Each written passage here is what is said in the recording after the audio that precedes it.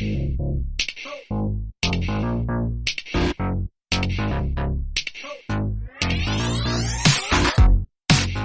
right, ladies and gentlemen, welcome to the Snap Material Podcast. We are returning for November with an extra special episode. That's right, we're celebrating our first year of playing this game.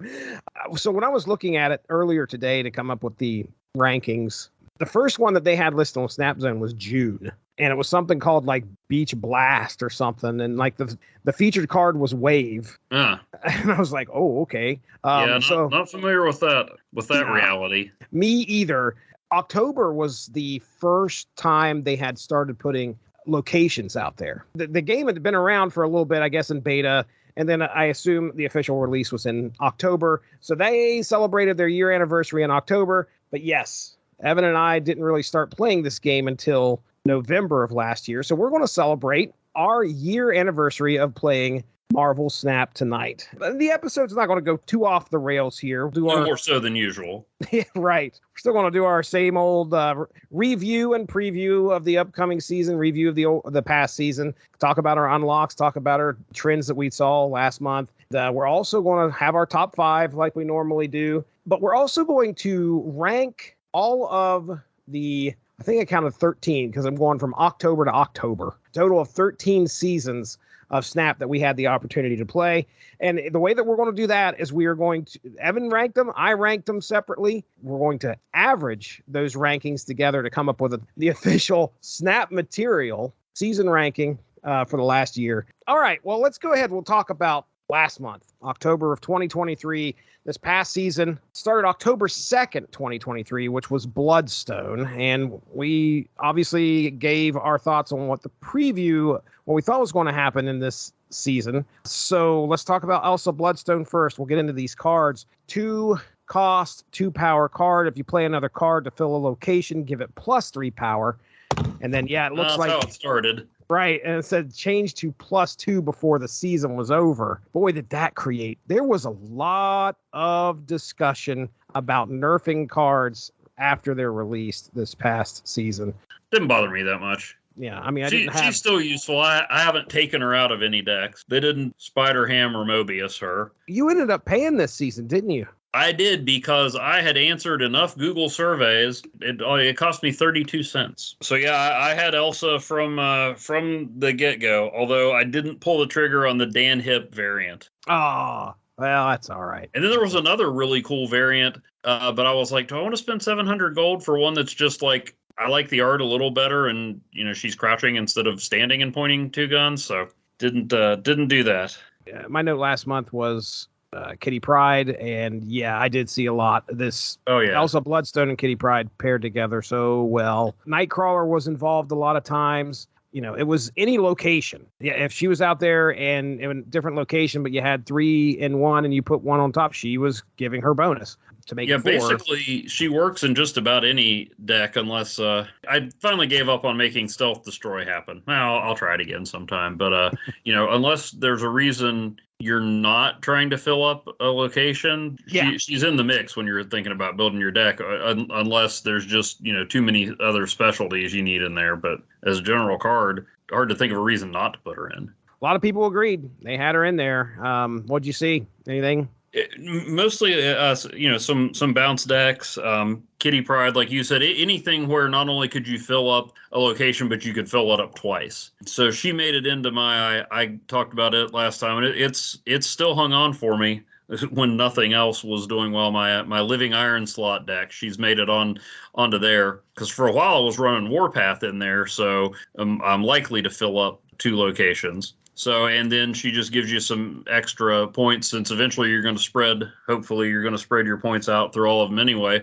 Nothing hurts you from, filling up 2 instead of 3. Right. And get you, let's see. So that would add at least 4 points. So that gets you an extra point across each location. So that's where I used her a lot. But I mean, she worked her way into almost everything. Like I said, unless there was a specific need for that slot to go somewhere else, why not have a shot at getting a couple extra points? Yeah. Okay. I did work her into my my deck with Dazzler and Patriot and Ultron. since you're trying to fill all those up anyway. Right. Although you end up filling it up with Ultron, so you're probably only going to get her bonus once or twice. But again, why not have her when your goal is to fill up all those locations? Yeah, exactly. I mean, if it's going to provide you with a little bit of a bonus to have all those locations filled, she's good for that deck for sure. All right, up next is Man Thing. 4 cost, 5 power, ongoing 1, 2, and 3 cost cards here have -2, -2 power. So my original note last month was Kazar's Nemesis, but I also put in Luke Cage's pal. Oh, yeah. I initially tried a deck with Lady Deathstrike in it. The goal was to be like, okay, I could get all those other cards down, by -2, and they're going to be less than Lady Deathstrike and just wipe that lane clean. For some reason, I was having a problem getting it to work as well as I wanted it to, and I think that's probably on me because there's just a better way I probably could have built that deck. A lot of times I'd find myself on turn 5 wanting to play something else other than Lady Deathstrike, but Man Thing was a pickup for me. I think I'll mention that here when we talk about our unlocks and stuff. I couldn't pass up like wiping out a lot of those lower cost, or I should say lower powered cards. I mean, it wipes out so many of them too when you're looking at like anything that has a 2 power will not have any effect on that lane. Yeah. So how about you? I saw him quite a bit. I mean, he was unpleasant when he showed up. I didn't, see him. I didn't see people overdoing it with him or anything. I did not get him. I took one shot at the Spotlight Cache and got Silver Samurai. I had my eye on Black Knight and Nico, so I didn't try more than that one. I gotcha. But I saw he was 3,000 tokens, and then they put him in the shop a little earlier before the season was over. So I did pick him up just with tokens. I think with like a week or so left in the season. Oh, so nice. I have used him a few times. I didn't use my original suggestion of Zabu and Goose. I've tried a few different iterations of a deck with a lot of ongoings, and then you drop Spectrum in at the end to boost them up. Right. So I usually refer to that as my Saga deck and use the card back that says Marvel, so Marvel Saga, because the Saga is an ongoing story. Mm-hmm. Jesse, if I was half as good at strategy as I was at coming up with names of things, infinite every season. Yep, but I'm not. And so, Man Thing's been fun to use. And you gotta, I don't know if I realized when I first saw him that he affected your cards too, which kind of makes sense because he is just a, shambling massive swamp muck that sets things on fire right when they're afraid of him. So that does make sense. But me, Luke Cage is in almost every deck anyway. So yeah. Only thing is I know when I draw him, if I don't have Cage out there, I'm not too eager to throw Man Thing out there. All right, next up, Black Knight, 1 cost, 2 power. After you discard a card, add the Ebony Blade to your hand with that card's power once per game. Ebony Blade is a 4/0, 4 cost, 0, but of course, like it says, it gets that card's power. So yeah, I put the Return of Discard last month, and I mean that was, I assume, Silver Samurai might have had a hand in it too, but I feel like I saw a lot of discard decks. And it's one of two things. It's either because Black Knight kind of pushed the metagame towards discard, or it was me playing a lot of discard and the algorithm caught up. Any experience with Black Knight over the season? Just a little bit. I would see him a few times, but didn't really impact things much for me. I would like to get him and try him in my discard deck. Actually, I have I mentioned it before, my MODOK and Strong Guy deck, because I'm determined to make Strong Guy work. And the developers actually would like to see that too, judging by the latest updates.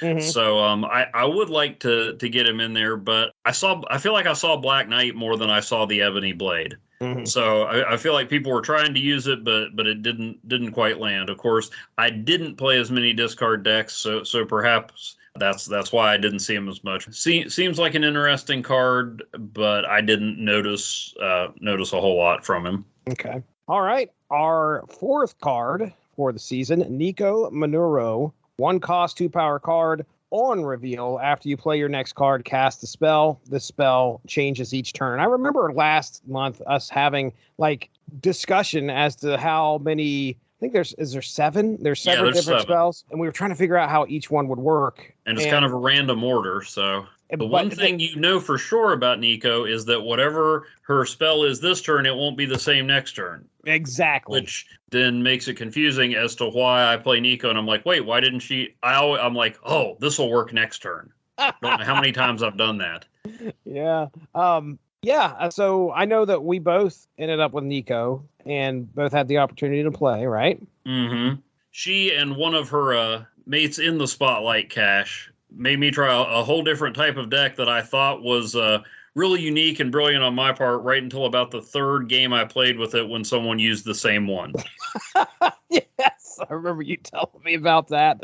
Oh, wow. Like, I don't even know if this is a good idea, but Nico can move things and destroy things. And you know what card works well with moving and destroying? Phoenix Force. Which is the other one I got. I opened 2 Spotlight caches. I got Phoenix Force. I got Nico. So I'm like, I am going to throw these things in with my fancy new Human Torch variant that we all got after people voted on it. I'm just going to see what I can do with this. And it was a fun deck. I don't know how well it worked, but like, I mean, I saw like 3 different decks with it. I'm like, wait a minute. So, you know, what I find out is that I'm not a total idiot with building these decks, but I'm like a week behind everybody else. That's a possibility. No one's tried Stealth Destroy, though. Nobody. Nobody There's knows. Reason for it too. That was fun to try and mess around with different move cards to resurrect with. I mean, you know, you always heard Multiple Man, and then I'm like, why don't people talk about the Torch more? Well, because Killmonger takes him out pretty easily, and then Vulture. Oh yeah. Vulture and Phoenix, that can work pretty well. So that was fun when it hit. It was just weird because I was like, this is kind of strange, and then it's like, no, everybody else thought of it too. And my note here is that she's extremely, extremely versatile. I have her in my move deck that I'll be talking about here in a few, but there's been plenty of times where I needed to change location, and she's there, and I'm like, okay, sweet. I could use this to my advantage. You know, the whole demon thing is kind of nice where your on reveal stays the same, but if you have a low cost card or a low power card, you can turn that into a 1/6 demon, and the on reveal of that card still remains after it gets played or once it gets played. So what I have found is a really neat kind of tag team with her and Forge. Like, I've used her first and changed Forge into a demon. Forge gets laid down there and does the +2 power thing. She also does the double power thing, which I've kind of done the inverse of what I just said. I'll lay down Forge, and then I'll lay down Nico the next turn. Yeah. She turns into a 4, and then she might use her double power ability after I lay down the next card, and she becomes a 1/8 all of a sudden. Yeah. So I got that to work once or twice. I don't know if it was with Forge or something else that boosted her up, but so she's very handy when it comes to that. I'm trying to think of what I don't use the move ability very much with her. I mean, it's there, but you know, Iron Fist, I think, moves you to the left. She can move you to the right. So she's kind of good to get if Sanctum Sanctorum pops up. Get somebody in there. All right, well then up next is Werewolf by Night. 3 cost, 3 power. After you play an on reveal card at another location, move there and gain +2 power. Yeah, I'm really glad that I picked this card up because it shoved me into I wasn't ever using move decks before, so this kind of helped shove me into that and actually come up with something good. I do have a fear that Werewolf by Night will get nerfed. Oh, I think it's only a matter of time. I mean, you look at what they did to Kitty Pryde and Angela. Yeah. Enjoy that. I mean, and he can still be useful as a +1, but yeah, enjoy that +2 while you can. Right. How about you? What was your experience? Yeah, I got him in I had one more Spotlight cache when it came onto him, and gave it a shot and got him straight away. So my only thing is not gameplay wise, but I said last month when we were talking about him, okay, this is the new version of Werewolf by Night. Make Jack Russell his own card, and then they came out with that awesome looking variant that's Jack Russell. All right. Yeah. So, c'est la vie. But I found him useful. I popped him into my Silver Surfer deck, where I hope to see him alongside a card we'll be talking about with the upcoming season in the future. But anytime I get a 3 cost card, I'm like, oh hey, you can go hang out with the server. Yeah, I think I tried that before I moved on to my full move deck. I tried your Silver Surfer suggestion, and I wasn't displeased in any way. Let's talk about our locations. We've got 3 locations that dropped the Abbey, which was the first to put exactly 2 cards here, draws a card. And yes, we found out that it is just the first person to get to 2 exactly. If both of them are there at 2 exactly, I think both draw a card. And again, it doesn't have to be on one turn. It just has to be whenever. Yeah. I mean, my notes here were like one card feels kind of meh. Wasn't as impactful as some other locations, but they all don't need to be gold mines or anything like that. Yeah, I mean, when it comes up, I usually try to take advantage of it. Yeah. Especially in a deck that, counts on certain cards. You just want to get as many as you can. I mean, there's not usually a downside, and if for some reason you do need to fill up another location like the raft or the white hot room, you're not out much if you don't activate the Abbey. But right. Well, as fails, you may as well get another card in there. Especially if the time theater pops up and messes with you. I know we talked about last time that was kind of meh, but I had a few times that it came up and I'm like, I really could have used another card, not that one again. Right. I mean, we'll briefly mention Fogwell's Gym, which is not a brand new location. It had been around before, but both players get double boosters this game. And yes, I absolutely did go with Agatha the whole time that was out there. And Agatha all along, huh? Dude, I remember like watching the boosters that she would just consume and how many boosters she got during that whole time that I was playing. All right, Hotel Inferno. Yeah, this was a situation where if you played your card there that turn, you destroyed the top of the opponent's deck. It could be something that could change the game for somebody. If they've got enough cards, you can play it on. If you've got enough cards, you can play it on that location, potentially hurt the other person pretty hard. And I did that. I had the forethought to get ready and record because I knew I just wanted to capture it on film what I did to this guy, where we had Elysium out there and we had Superflow. So your costs for your cards are reduced by 1 with Elysium, and then the Superflow adds an extra energy each turn, and I was getting the extra energy.